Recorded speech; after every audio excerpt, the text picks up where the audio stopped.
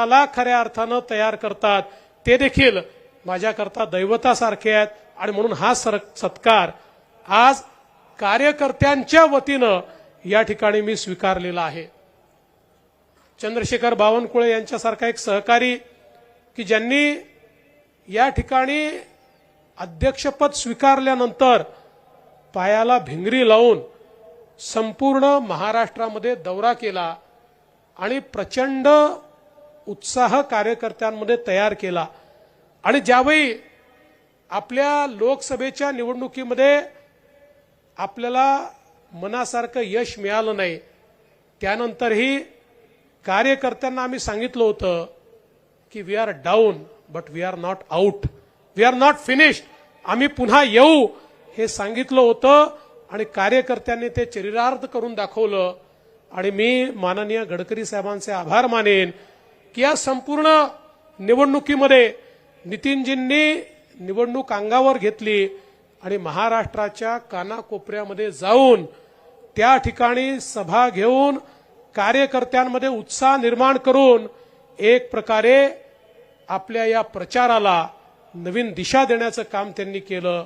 आणि अर्थातच देशाचे प्रधानमंत्री माननीय नरेंद्र मोदीजी यांनी जो मंत्र दिला एक है तो सेफ है, या मंत्राने या महाराष्ट्रामध्ये जादूचं काम केलं।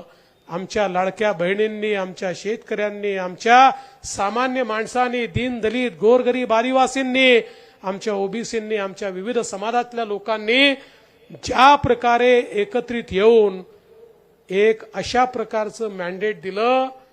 अनेक वेळा लोक म्हणतात भगवान देता है तो छप्पर फाड़ के देता है, अशा प्रकारचं मॅन्डेट आणि आमच्या मित्रपक्षांसहित माझे सहकारी राज्याचे माजी मुख्यमंत्री आणि आताचे उपमुख्यमंत्री माननीय एकनाथराव शिंदेजी असतील किंवा आपले राष्ट्रवादी काँग्रेसचे अजितदादा पवार असतील किंवा रामदासजी आठवले आणि आपले छोटे छोटे सोबतचे पक्ष असतील, या सगळ्यांच्या सहकार्यामुळे एक चांगला विजय आपल्याला मिळाला।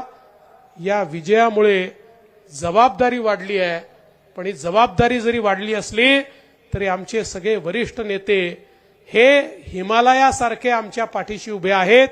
त्यामुळे ही जबाबदारी चांगल्या प्रकारे पार पाडू आणि सामान्य माणसाच्या आशा आकांक्षा अपेक्षा या निश्चितपणे पूर्ण करू। आणि अटल बिहारी वाजपेयीजींनी ज्या नवभारताची मुहूर्तमेढ ठेवली, ज्या नवभारताला एक नवीन दिशा माननीय मोदीजींनी दिली, त्या नवभारतामध्ये माझा नव महाराष्ट्र हा सर्वात पुढे असेल हा विश्वास आपल्या सगळ्यांना देतो। आणि पुन्हा एकदा आपल्या सर्वांचे मनापासून आभार मानून माझे 2 शब्द संपवतो। धन्यवाद। जय हिंद, जय भारत।